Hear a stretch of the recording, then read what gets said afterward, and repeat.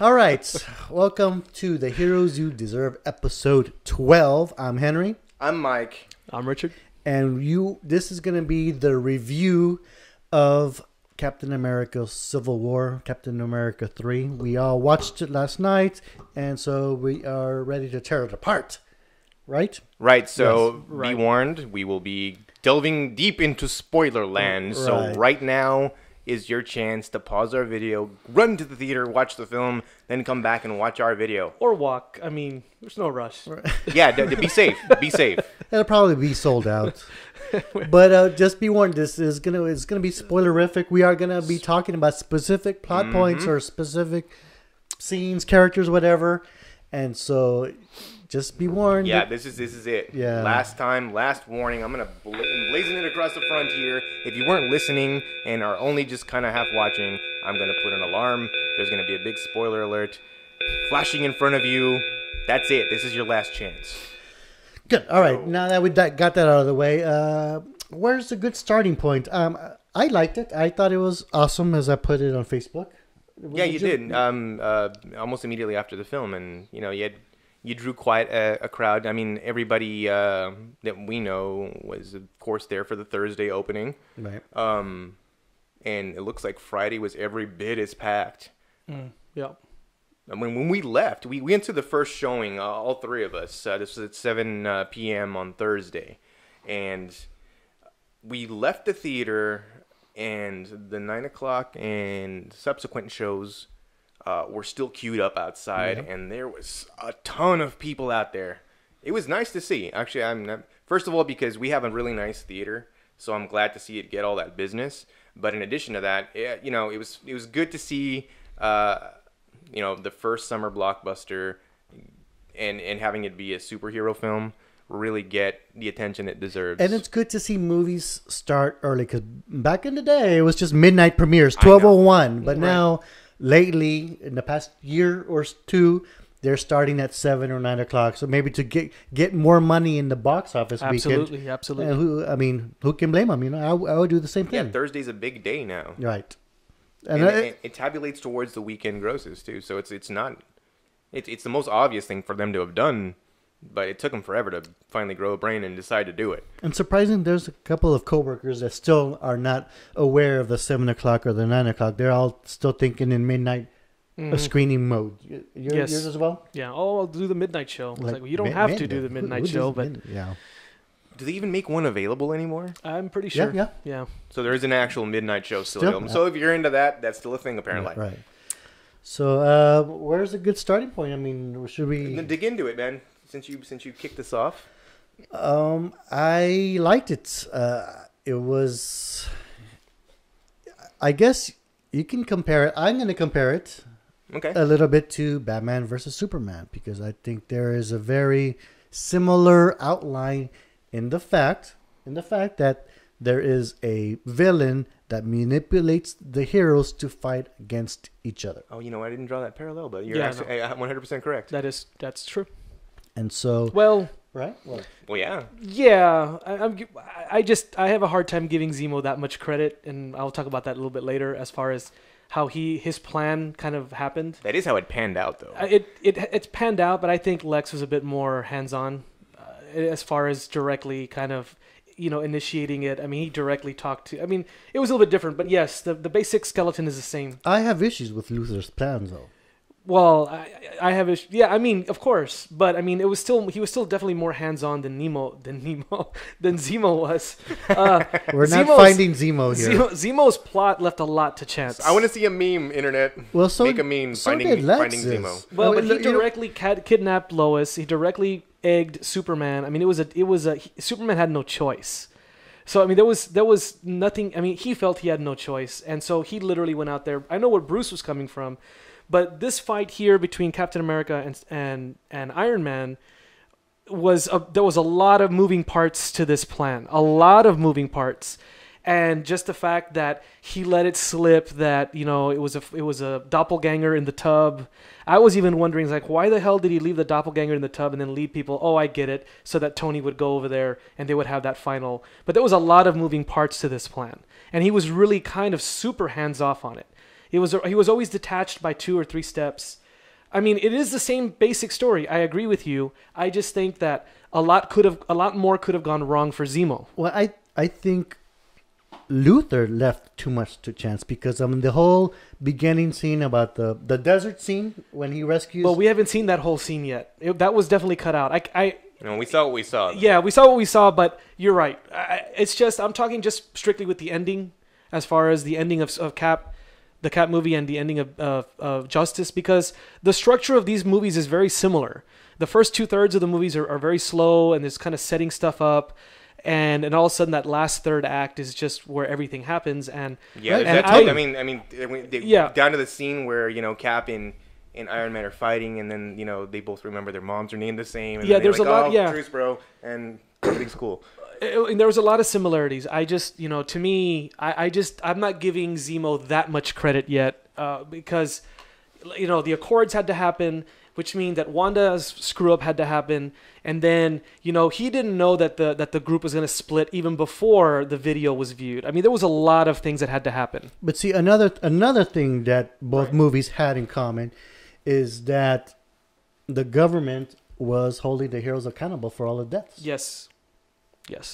There was a lot of similarities. It's kind of an odd stance for these films to be taking too, given the current political environment. I mean, it's kind of ballsy when you think about it, because it's a very polarizing issue, and both of them seem to have gotten away with it unscathed. Well, I definitely understood it from on the Justice side, because we're dealing with an alien here. They weren't really concerned too much with Batman, but they were definitely concerned with the power that Superman brought to Earth. On the Avengers side, I definitely understood it. It was just the only point that I could agree with for Captain America's side, and I didn't really care for his points of view for most of the movie, but the idea that he had to answer now to 187 countries for everything, and I kind of understood where he was coming from there. Like, well, now we have to run everything by them. But again, it took the screw up with Wanda to create this, I thought, or at least that's the way the movie came across. I don't know that any of the Accords would have happened if that one little screw up hadn't have happened. So there was a lot of little things that if they didn't happen. Well, I think that Scarlet Witch incident with Crossbones, I think, was a catalyst. But had that not happened, there would have been another event. Possibly. I think it was, again, setting up that same false flag that they did in the comics with Nitro and the New Warriors. Was it the New Warriors? Yes. Yeah, it was the New Warriors. Wherein, all they needed was just one thing to go wrong for them to march out this plan that they've already been cooking up for ages. I mean, they brought out this Bible-sized, Sokovia Accords to them within a few, what was it, a day or two? Yeah, there was really no sense. Sudden. There was really no sense of time passage in this movie either. Things just kind of happened very quickly. Even the film moved at a breakneck pace. But I mean, even I didn't even know. No, well, I mean, it's not so much pacing from the movie perspective, but you had the explosion at Geneva, and then Winter Soldier spotted in where was he spotted? And I'm thinking, is this the same day, or how many days have passed? It's been a week. All of a sudden, well, I'm thinking, well, if it was the same day, he couldn't have been in Geneva if he's over here. It was a completely different city. And so it was really hard to tell the passage of time with some of these kind of jumps from locales. And I wasn't taken out of the movie. I was like, oh no, I can't follow this. But it just it didn't seem to kind of flow, I think, the way they wanted it. Because for me, if this building just blew up and Winter Soldier's over here, well, it's obvious he didn't do it. So obviously some time had passed. They just never told us how much time passed. So there was little things like that.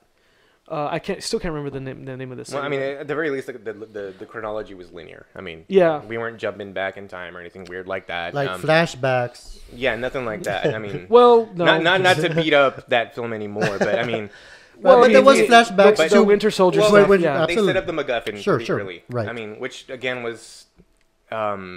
It kept left you wondering what does that have to do with the movie? Yeah, and you considered, okay, well, what was that? What was in it? Is that the stuff they're going to use to reactivate these other Winter Soldiers, or so it had you guessing up into the last minute. But I did get a very Iron Man 3 vibe from what we did end up getting. Did you? Yeah. Did you feel that too? Mm-hmm. With the reveal of what the villain actually was. Oh yes. Excuse me. Proceed. No, so I guess I can again see the correlation between those two movies, but I think, in my opinion, I think Zemo executed it a little bit better. Like for example, because if you look at if his plan worked, so if Captain America had killed Iron Man or vice versa, I mean there would have been repercussions. I mean that was the whole point because he wanted the heroes to battle each other and Avengers would fall apart or scandal or whatever. Well, right? it's kind of like what Whiplash said. You don't have to destroy God. You just have to make him bleed. Right.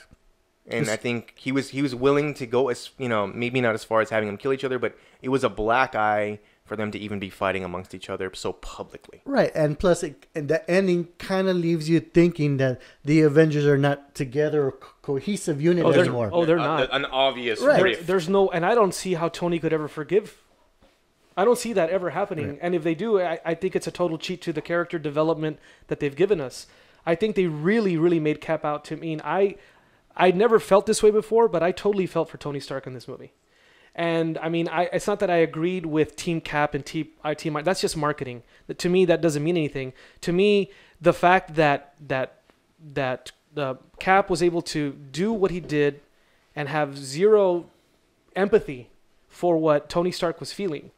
I mean, obviously, Tony Stark has been going through all kinds of guilt because of Ultron and all the other stuff. He's giving away money to all these MIT students. He's doing all of these things, trying to make himself feel better. And Cap is just being Cap. Don't you feel like he's like paying indulgences at that point? It's at least like when you could pay to absolve yourself of sin.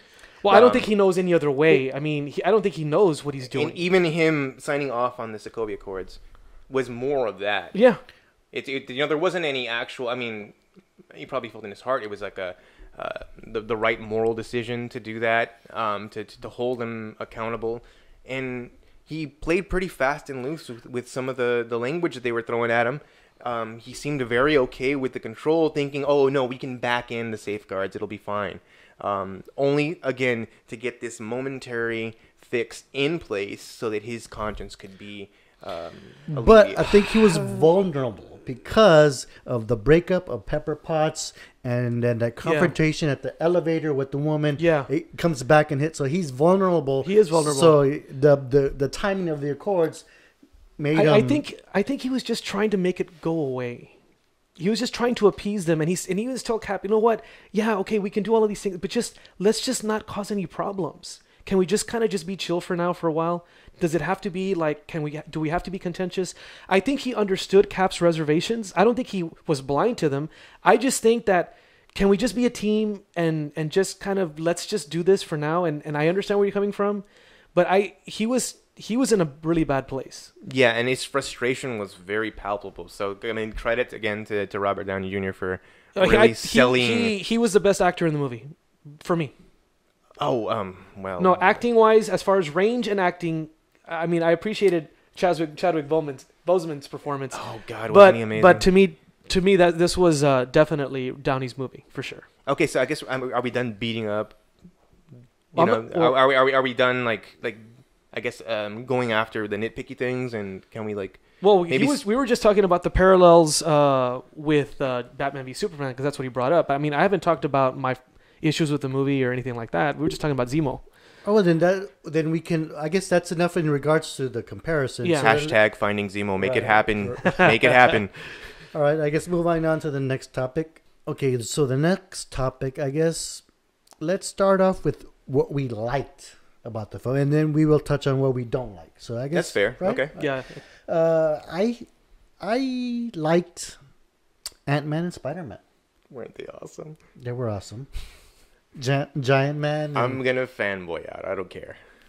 I thought the introduction of Spider-Man was very well done. I thought the interaction between Tony and Peter Parker was great, and the whole Spider-Man appearance of.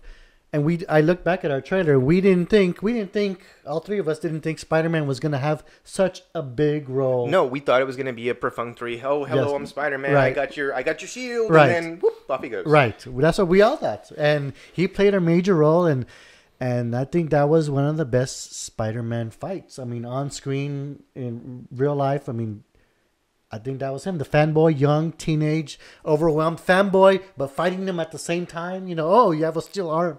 Awesome, you know? I think... Oh, God, when he starts reading his Miranda rights to Falcon. Yes. I mean, come on. And he had the New York accent down. Mm-hmm. He was a really lovable kid. Really not a whole lot to dislike about the introduction of this iteration of Spider-Man into the MCU. I'm curious to see where they're going with him. The Homecoming thing seems like a bit of a, you know, two fingers up to, right, and Sony. But an interesting one of the starter words for the Winter Soldier was Homecoming. Mm-hmm. Mm. Oh, it's true. So, yeah, it's a good play on that.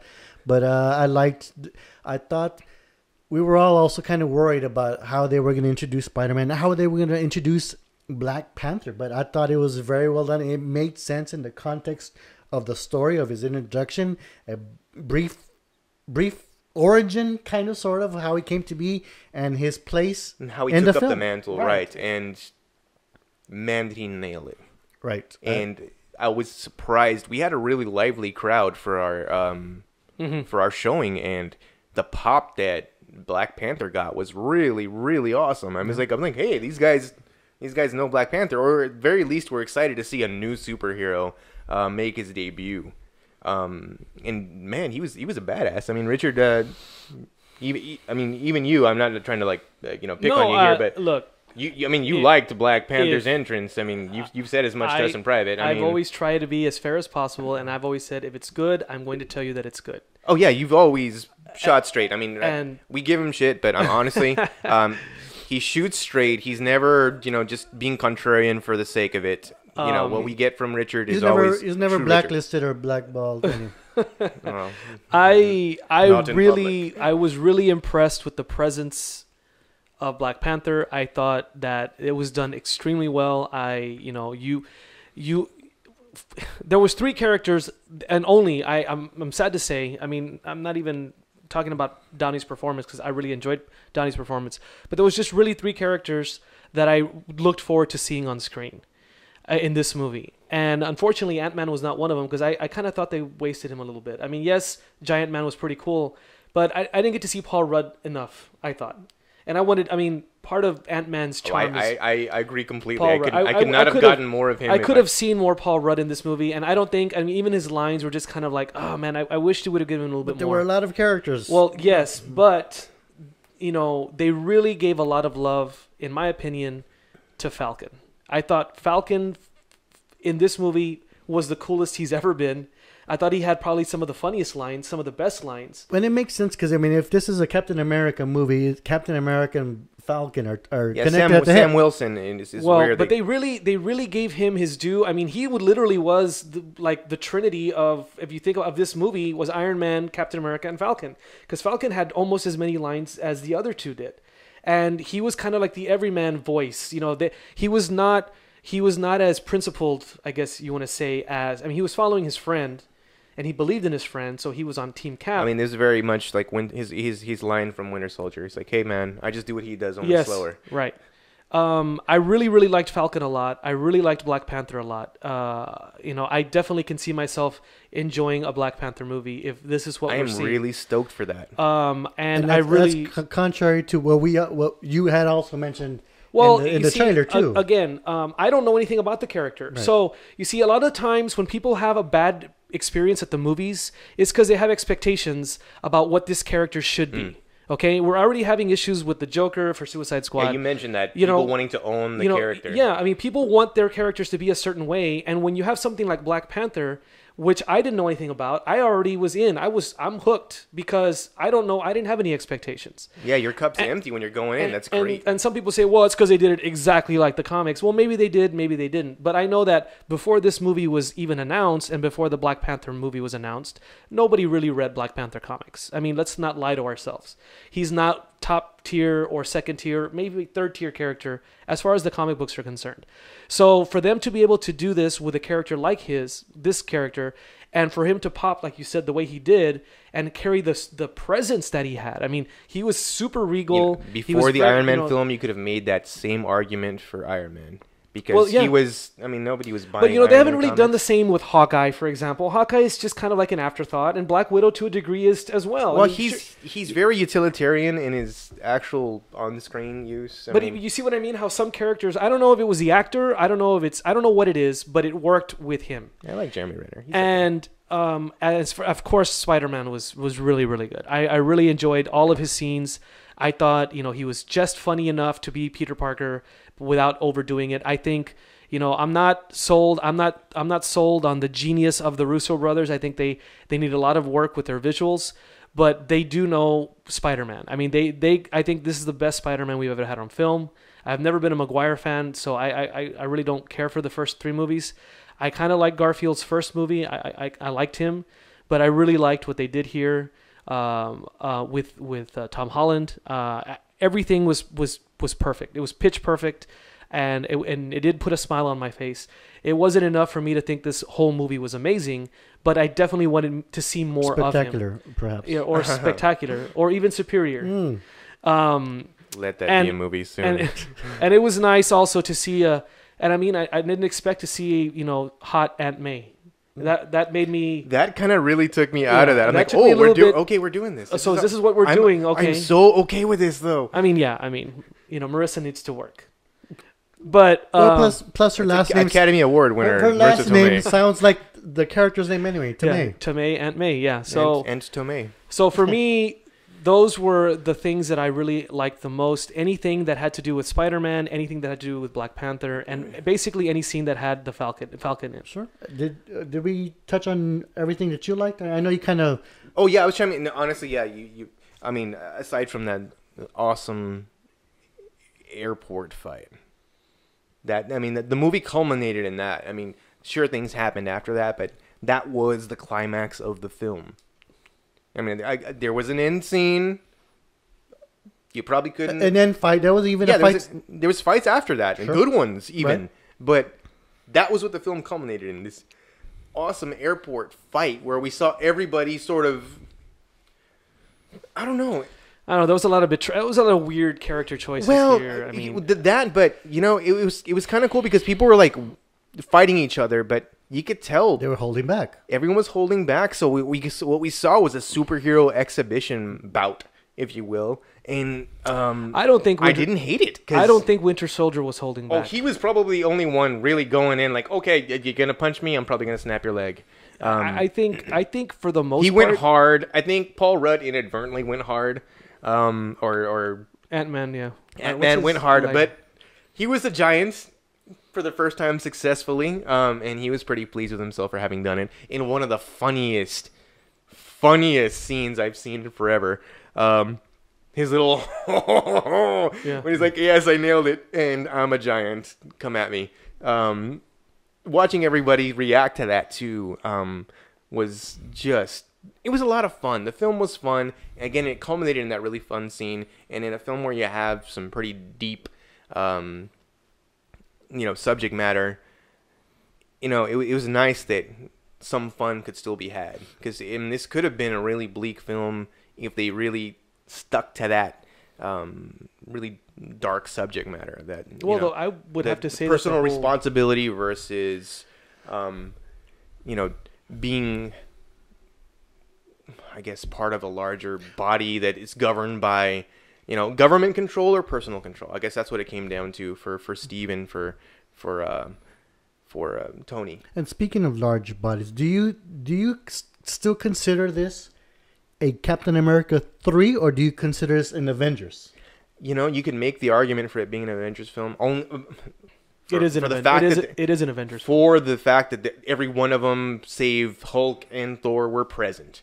I would have really liked a better explanation as to where they were. I mean, it seems really weird. I liked that they used it as a point to needle them. Well, I know the point. It was very meta, but the idea that they didn't know where they were seems to make the Avengers still seem to look like novices. Well, they are. Well, they are in that universe, which fits into the narrative of them needing regulation. keeping tabs, someone monitoring. oversight. Sure. Yeah, I just don't believe that they wouldn't know where they were. It could have very easily. Okay, just well said, they have professionals in Black Widow, Captain America, and Hawkeye, But Black Widow should know where Bruce Banner is, shouldn't she? she does. She could have said, well, he's on an assignment or something. No, Not, she we don't said know. she was being very coy about it. I guess. I don't know. I just got. I mean, it was just weird. It Tony was goes weird. as far as to ask her where he is, and she's like, "Look at my boobs." He was too expensive for the movie. Yeah, probably, or they just didn't have a place for him in this one because there was a lot of moving parts It's not a already. coincidence. It's not a coincidence. Back to what Henry was talking about. Yeah, you could seriously make the argument for this not being a Captain America film at all. I see a little bit of both, but I still think it's kind of a. Everything was orbiting around It's him. a continuation of the Winter Soldier because Captain America 2 Winter Soldier was named as such.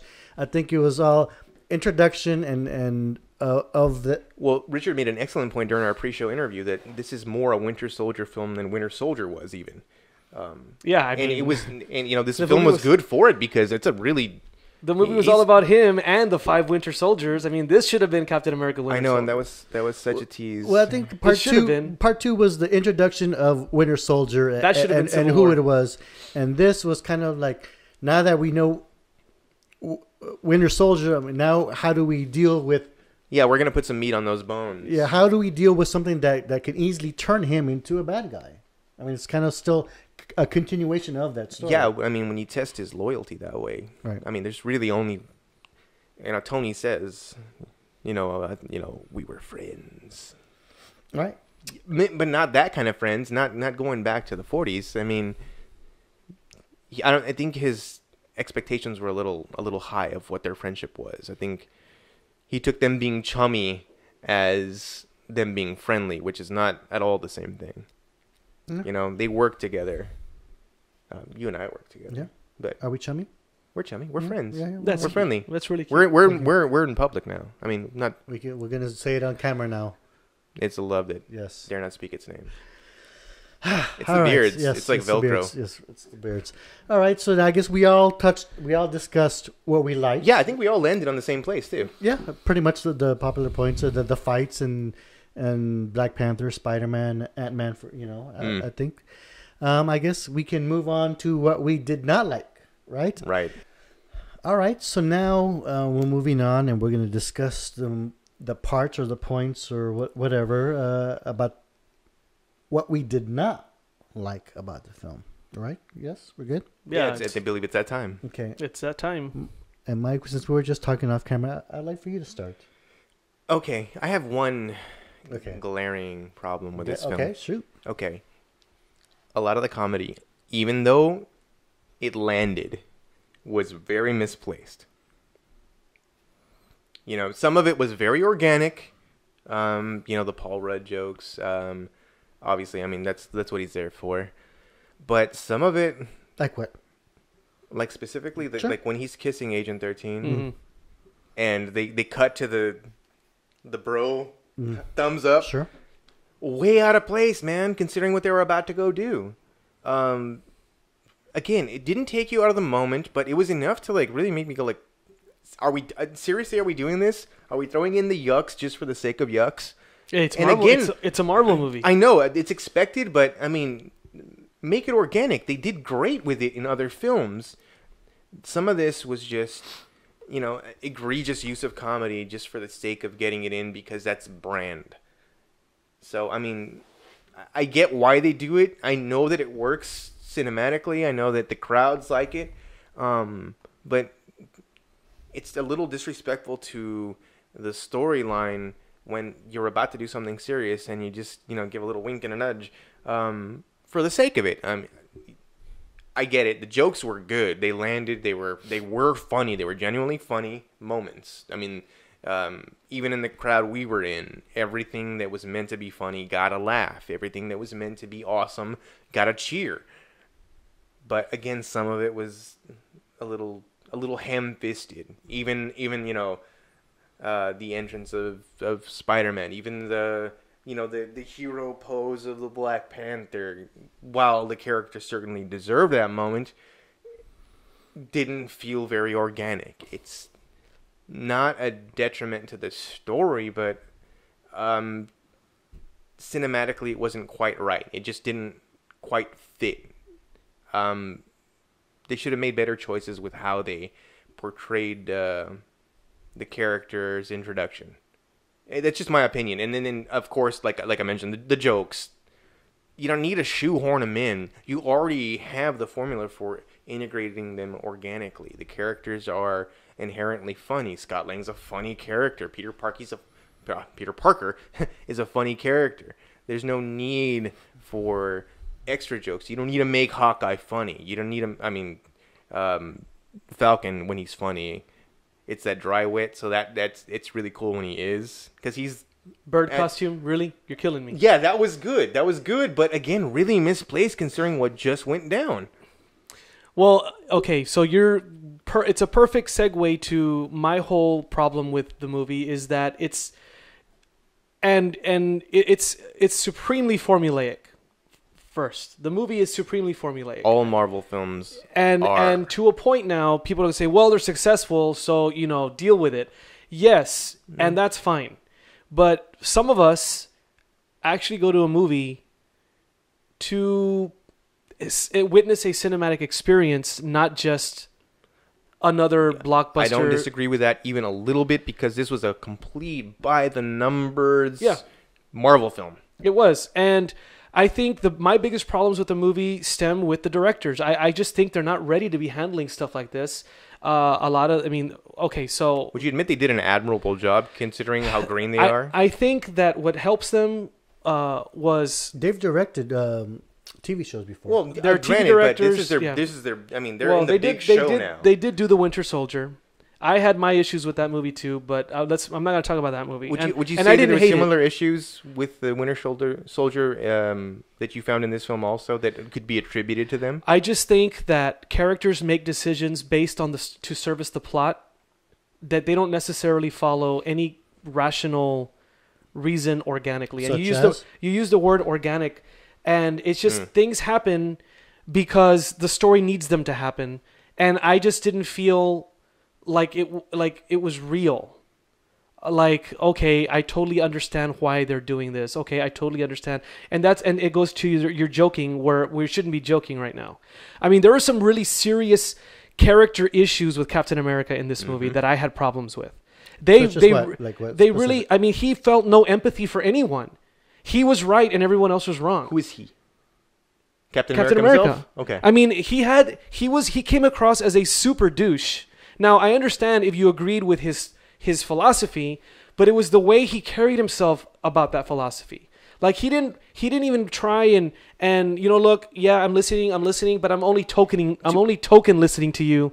I've already made up my mind. What the catalyst for that particular character trait was him at Peggy Carter's funeral. No, he was there he was acting like that, or even before when they were doing. I think that amplified it. So there was an actual plot device moving him in that direction. Plot device. Again, it's not really.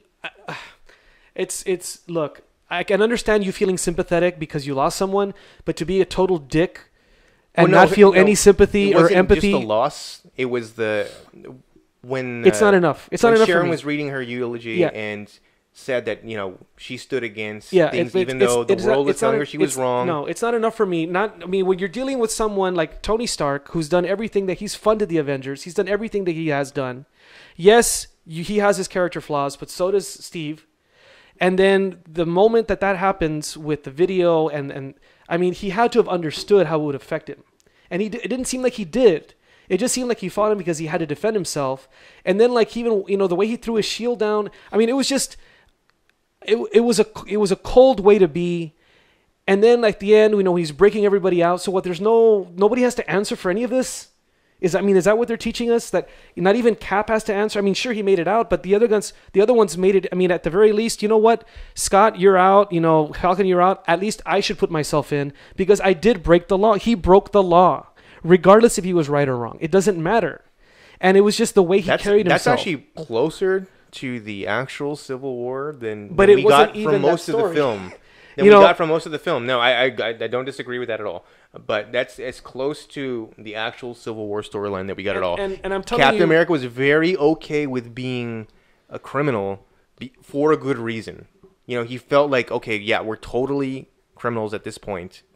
You know, the government's against us, but the ground that we're standing on now is solid, and I feel secure in doing so. And look, him breaking everybody out was just more of again, the two fingers up to the government saying, you know what? And I've worked for you all these years, and I don't trust you right now. I'm going to do my thing. I totally understand all of that, but the movie didn't sell that for me. That's what I'm saying.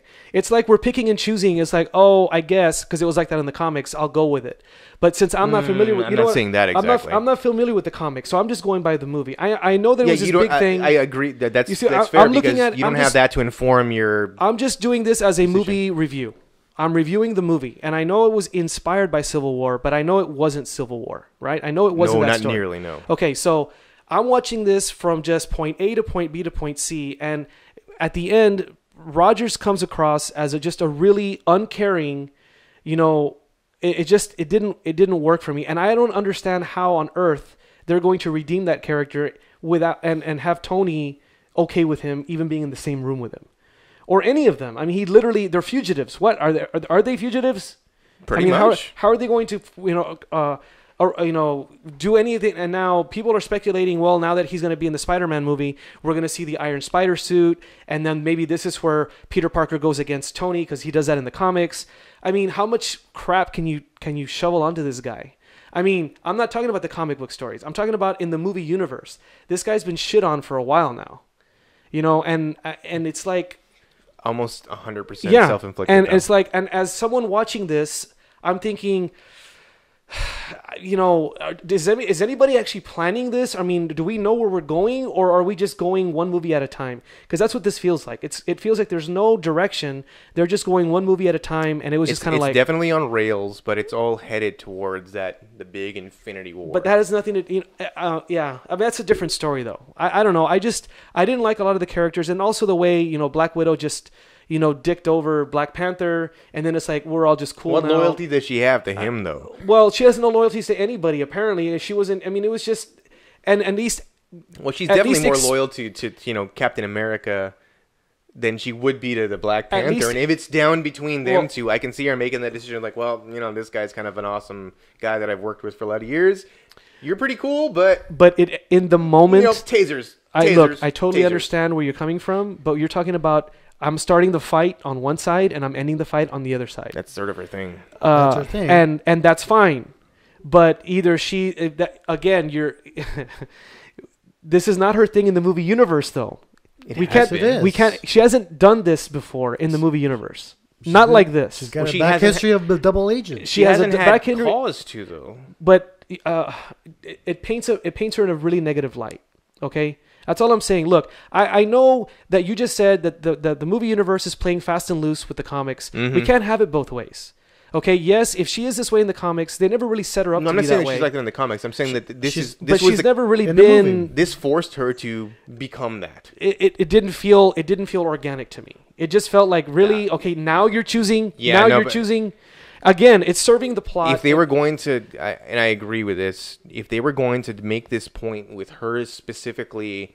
jumping between sides, they really should have given her a lot more screen time, because how many lines did she even have? I mean, I saw a meme on the internet just talking about that exactly, that her stunt double probably had more screen time than she did. I mean, she spent a lot of time fighting, and then and when we have a really good story in this where this character is like seriously having to make some choices that. But they all had choices. I mean, Hawkeye came out of retirement. The budding romance of Scarlet Witch and Vision. They all have stories. And again, that didn't belong in the movie. There was too much happening. Yeah. And we didn't get enough meat on any of these stories. I don't think we needed to see any of the Scarlet Witch Vision stuff. I would have been happy that didn't have to be in this movie. I would have been completely happy without that too. And Hawkeye, I mean, I get that they needed another body because, you know, they needed numbers. They did give some good time to Vision. I'll give them credit, because but it didn't have to be the romantic kind of deal. I'm learning to cook. Yeah, and it's cute that because I'm a robot. Yeah, we didn't need that stuff. 100% didn't need it, but him being the voice of reason because he really doesn't have a dog in the fight and can be the pragmatic robot that he is, worked for him. And I think more of that would have been great. But again, that got sidelined in favor of the love story, which didn't land for me. Just didn't land. I don't care. And the Crossbones, was he acting alone or was he working with Zemo? Did you make any kind of connection? Nope. I believe he acted alone. Is my impression. So they were all on a stakeout in Lagos, Nigeria, expecting Crossbones because apparently he's been out in the world, you know, doing. They've been hunting. Yeah. Okay. They're after him. They expect him to attack the area. Right. They're staking out the wrong place. Shit gets crazy. Because I'm not 100% sure that people I was not sure if there was a connection between the two, if they were working in concert, if one thing was setting up another thing, or if it was just two occurrences. But it almost seemed like two separate movies, you know. And it's like you had that part, and then all of a sudden you had the Accord stuff happens, and then you have again we talked about that earlier. And then the Winter Soldier stuff happens. The need for the Sokovia Accords. Right. It's just for me, you know, it was just a lot of stuff that happened inorganically. It just happened like, okay, I guess we're getting to this point in the story, so this is why they're doing this. I get it, but it's not very good storytelling. And you know the whole there's rule, a lot right? of films that are guilty of that, though. Oh yeah, I mean, absolutely. I mean, I'm saying this is not the only movie that's done this, but it did do it. Yeah, it did do it. It's a big sin as far as you know storytelling goes, but not one that we're not used to. That doesn't forgive it for that at all, but it's sort of it's what we do now. Yeah, it's just a new normal. You know, all I ask is please don't tell me how to feel. Show me how I should feel. Yes. And this movie went out of its way to tell me. Put me in that emotional space. Yeah. I want to be taken on that journey. That's actually probably the best way I've had that put. And it's like, don't tell me how to feel. And make me I feel felt that like way. Several times they were telling me, okay, here you need to feel this way. Here you need to laugh. And so it's like, okay, that was funny. But I don't know if it was funny that I should have been funny now, but it was funny. So it just kind of felt very by the numbers, formulaic. And it didn't have to be. I was really. Now you're talking about business, though. Yeah, it's marketing, very good. Team Cap, Team Iron Man. Whose side are you on? You know, it's unfortunate that it's come to that, but I mean that's. But I mean, it was like that in Batman and Superman. I mean, which side are you on? Team Batman and Team Superman. It was same thing, really. This admittedly landed a little better, probably, but I mean. I think people probably expected to not like that film going into it, and then once the reviews came out, it's like it's everybody pile on. It's really hard. It's really hard to compare the two movies, honestly. It's completely different animals. Apples and oranges. Yes. All right, so, my points of what I didn't like. It's minor nitpicking. I didn't. Again, this is me. This is Henry's opinion here, but I didn't find a lot of plot holes. You know, it's very contrast to what Richard is saying, but I thought the plot holes and the story, the plan of Zemo, I think I know I keep going back to Batman versus Superman. I'm sorry, but I thought that he had a better plan compared to Lex Luthor. But that was I had minor nitpickings like Black Widow. After the explosion that she was in, and she's sitting across Black Panther, she seemed pretty much well made up, considering she was just... Pretty cognizant, considering there's a huge pressure wave that just threw her across the room. Right. I mean, she was in an explosion. She should dust or whatever, messed up hair or something. She seemed well made up. Johansson, it's probably in her writer. Yeah. Miss Johansson will always look awesome. Right. Always. Right. The road when Winter Soldier knocks over the car, and that's when Howard Stark is in there. It seems to be some random country road that just happened to have a security camera. Well, yeah. That one stuck in my craw too. I'm like, I was like, really? There's a security camera there? Perfectly angled. Well, I think wasn't that like outside somebody's estate or something? See, I think at the end, maybe I don't know. It was weird. If it was anywhere near Stark Estate, I mean, an estate. somebody could Like, have. shouldn't he have taken him out like at an earlier location that maybe wasn't under surveillance? Or even maybe he's a super badass but if assassin. this footage exists, wouldn't Tony Stark would have investigated a lot more further into the death of his parents? Yeah, I mean, look, there. At some point, like, oh, look, there was surveillance where they Right, crashed. right. I should try to track that tape down. Oh, it's missing. That's suspicious. Right, exactly. Oh, that camera was shot at. Super suspicious. And that tape, Baron Zemo mentioned decrypting the files that were released by Black Widow in Captain America 2. It took him a while to decrypt or whatever. So I'm assuming somewhere in those decrypted files mentions the tape, the existence of this said tape. Wouldn't she Or have the already mission known? that he went on. Wouldn't she have already known though that what Cap knew that Winter Soldier did this? Right, but how did Baron Zemo know? Well, that's what I'm saying. Well, you're the one giving him master plan maker abilities. Right. I mean, I don't know how he knew, and he was only because whatever And secret had it not police or occurred to so- Tony Stark to also maybe decrypt some of these files and see if he could find anything interesting out? But I mean, don't you think? I mean, Black Widow, who's his master spy from Russia, would have known this. Shouldn't she have known this or been a party to this? She may have known Well, Baron it. Zemo, to be fair, did spend the better part of the film questioning people on what transpired on that evening. So I think there was a suspicion that But the presence of those files, I mean, you would think that our baddest, assest Russian spy would have had an inkling of what happened. Well, again, Captain America knew, so I'm assuming Black Widow knew. Captain America never said anything. Well, that's exactly Why right. should she? And why? Why was nobody? I mean, the rationale, all of that was just wonky for me. Again, inorganic. It didn't seem organic. They gave it to us. And if you're gonna like it, you're gonna like it. If you're gonna have issues with it, you're gonna have issues with it. Yep.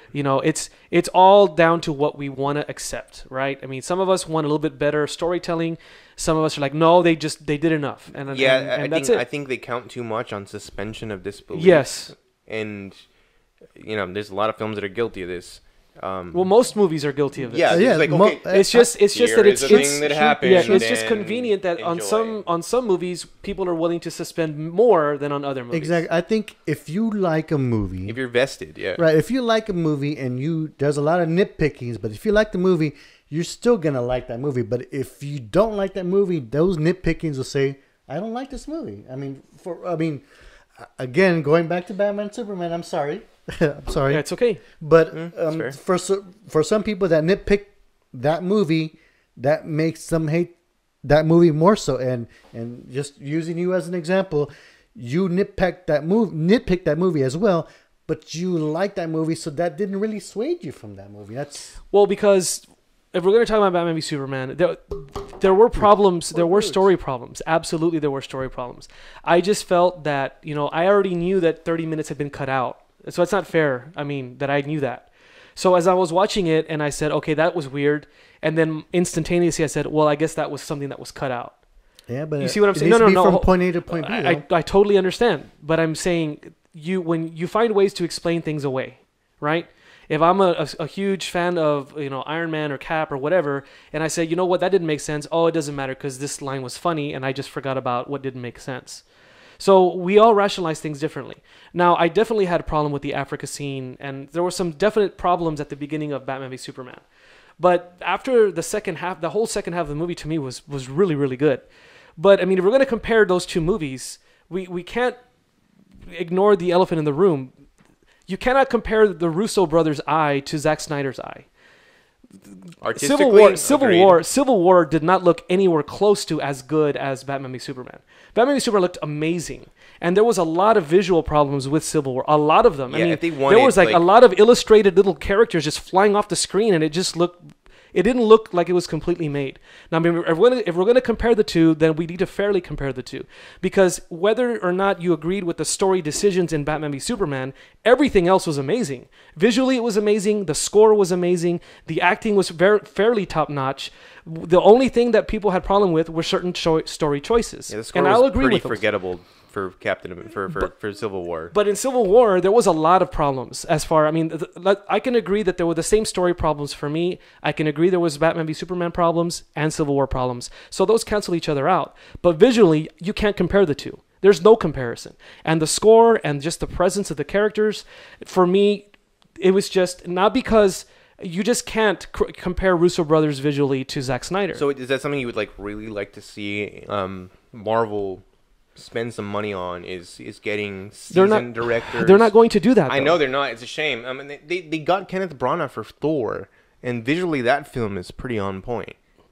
Yeah, it was nice. So they've had some serious directors touching their products. They just seem to like really be going this route where they want malleable directors. Yeah, they do want malleable directors. They're following. So they're following the formula. On rails and say, "Give me a product," and the guys produce. And I am in no way, shape, or form. Produce a product that people like. So there's really nothing to knock. But again, it's not the caliber of film that we deserve, that we could get if they spent a little bit of extra money on the seasoned director. Even on the trailer for David Ayer, Suicide Squad, even the trailer looks filmed better than Civil War. You know, even the special effects in the trailer look better than the special effects in Civil War. There was a lot of special effects problems in this movie, and it surprised me because I didn't expect that. I mean, I didn't expect, after all of the things that we've heard and after everything that's been happening, but then maybe it just comes down to the inexperience of the Russo brothers. I remember one of the folks that visited us during our panel at the South Texas Comic Con brought up that point. It's like, how is a property, Marvel specifically, that's known for its art over story, you know, using the artwork to tell the story. Yeah. Making such poor decisions in choosing its directors. Not that the Russo brothers are bad directors or anything like that. I just think they're not ready. They don't have the artistic flair that the Marvel Universe is known for. Why isn't this in the cinematic universe something that Marvel should have down pat? Why aren't they cornering that market too? Why don't they have the best directors possible, the best directors of photography possible, to make their vision come to life, to tell the story visually that maybe the spoken word doesn't? You know, and that's a fair assessment. It's like, why wouldn't you do this if you're Marvel? But again, they have this overarching vision, and getting too many artistic, chefs making that soup. You had Edgar Wright deal with that. You had Joss Whedon deal with that. It's a shame, too. Ava, who was originally going to be the Black Panther director, she dropped out as well. Yes. Now they got Ryan Coogler. Correct. And again, it's just a matter of, Kevin Feige is the guy running the show. And a lot of people say, look, DC should have a Kevin Feige. Maybe that's true. It just came out this week that they promoted Ben Affleck to executive producer of Justice League. He's now intimately involved behind the scenes. There was an article. So there's probably a little third base action going on. Definitely third base action. It came out that he was extremely disappointed. He's under the bra, folks. He was extremely disappointed in the critical response to Batman v Superman. I mean, obviously it made money. It's not a flop. It was a hit. It didn't make more money or less money. You know what? People piled onto that film, and it sucks. Yeah, I don't understand it, but it made it was a good movie. It made almost $900 million. There's nothing even after everyone knew it was like a 29% on Rotten Tomatoes. So just deal with it. But Ben Affleck now is saying, look, I'm tired. He's really tired of this because, he doesn't involve himself. I mean, he knew what the script was before he started filming. And this is a guy that just did Argo. This is a guy that just did The Town. He didn't film a bad movie, at least in his mind. And so the reaction that people gave this movie were like, you know what? Are people just hating on Zack Snyder? Is that what's happening? I want to know, what the hell did he do? Because I don't know. He pissed somebody off because he shit in somebody's cereal, and you'll never be forgiven for it. Just to put things in perspective, Batman v Superman has a lower Rotten Tomatoes score than the original Daredevil movie. And there's no one on earth that's going to tell me that Daredevil is a better movie. There's no one. Nobody can tell me this. No one with a straight face can tell you that. Come on, that's silly. People silly. That throw that stuff and say, well, Rotten Tomatoes, look, give me a break. It's not the end-all be-all of film criticism. Let's just try and approach things and try and be fair across the board.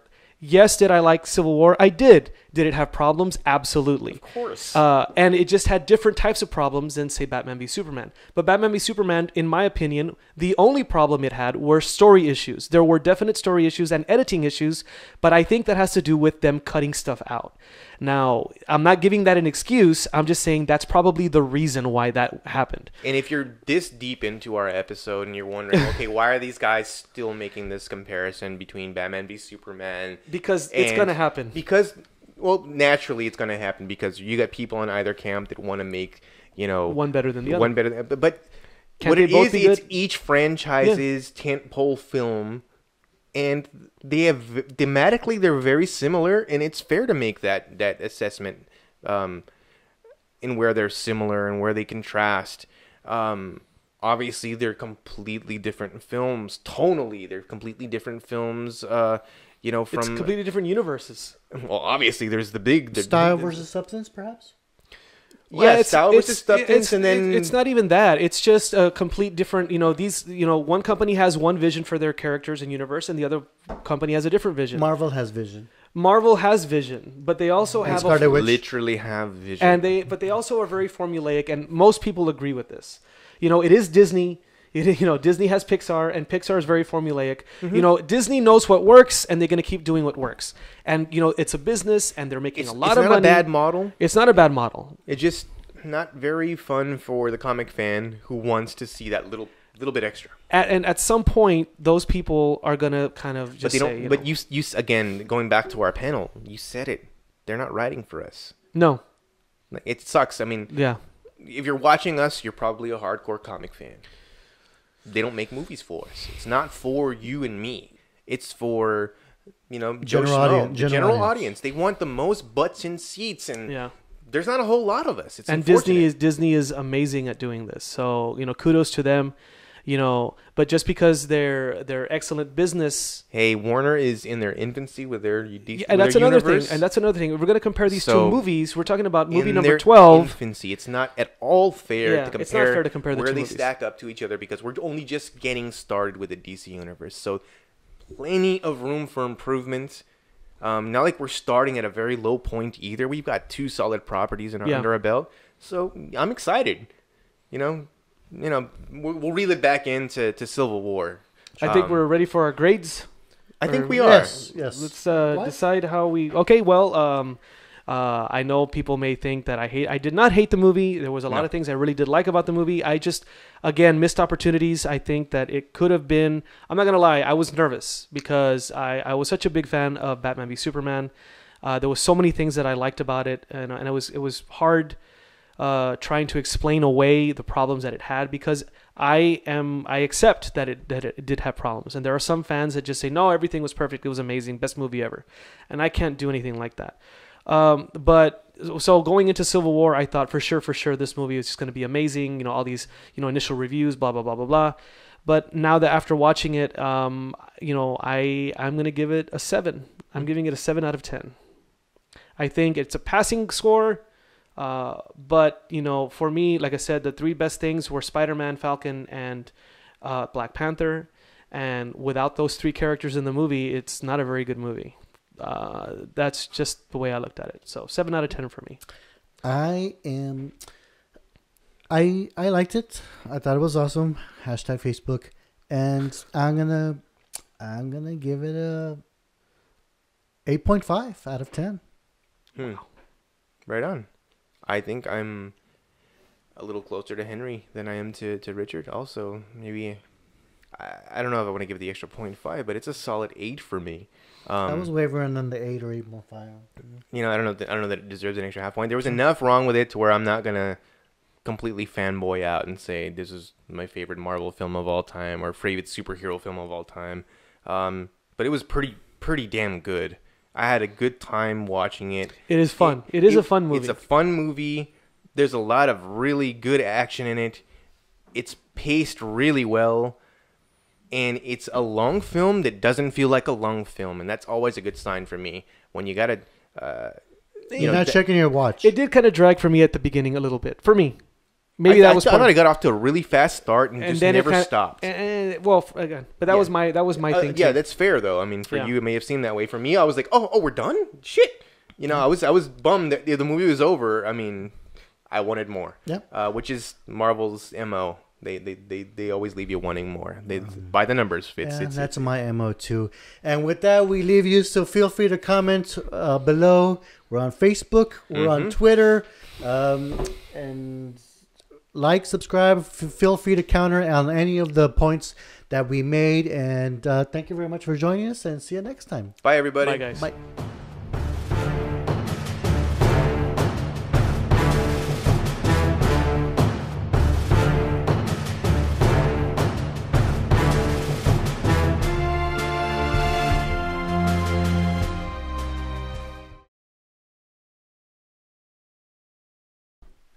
And as an added bonus, we have the first ever fan submitted trailer video, I guess. What do you want to call it? Yeah, this was an experiment we decided to do. We have a very small but loyal fan following, and we would like to thank you all for... He's kind of an experiment himself, I think. He is. He's a very, very talented individual, but we would really like to thank you all for joining us on this journey. Wait a minute, who are we talking about?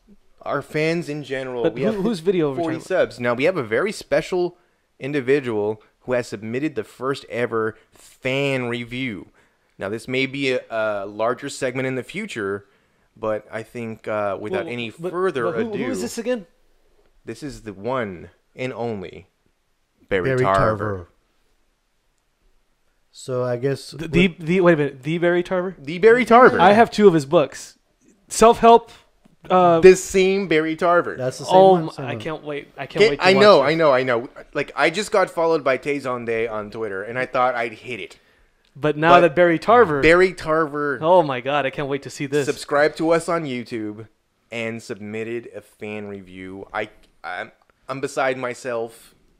Thank you so much, Mr. Tarver. That's great. I'm honored. I'm humbled, actually. Thank you, Barry. Honestly, Thank you. with no further ado, ladies and gentlemen, Barry Tarver. Barry Tarver. Awesome.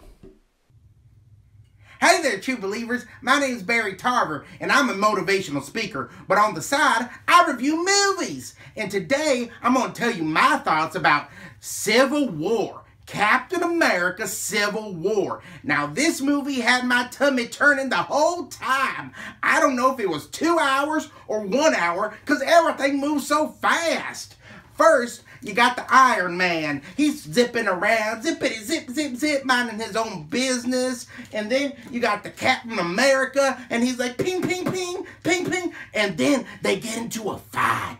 I want to do this. And Captain America's like, but I don't want to do this. And then they start fighting against each other. And I was like, oh my Lord, how am I going to finish this big, large box of popcorn? But I did it anyway. But they were fighting, and I was on the edge of my seat, and I was like, why are they fighting, and why is this a civil war? I was so nervous. But then, this fella came into the picture, and he was like, wee, I'm spinning around, and I'm shooting webs, ping, ping, ping, ping. Oh my Lord, I was like, who am I gonna root for? This cutie patootie is a spider, or this handsome devil is Captain America, or this big old Iron Man? You're not iron when you got a soft heart, Iron Man. I knew it. I'm not gonna do any spoilers. All I gotta say is, you gotta see this movie. You have to. I ate a big, large box of popcorn. I drank a large cherry Coke because I like my Coke, but I like it a little sweet. And I also loved this movie. So remember, go see it. Barry Tarver gives it a do. So do what you want to do.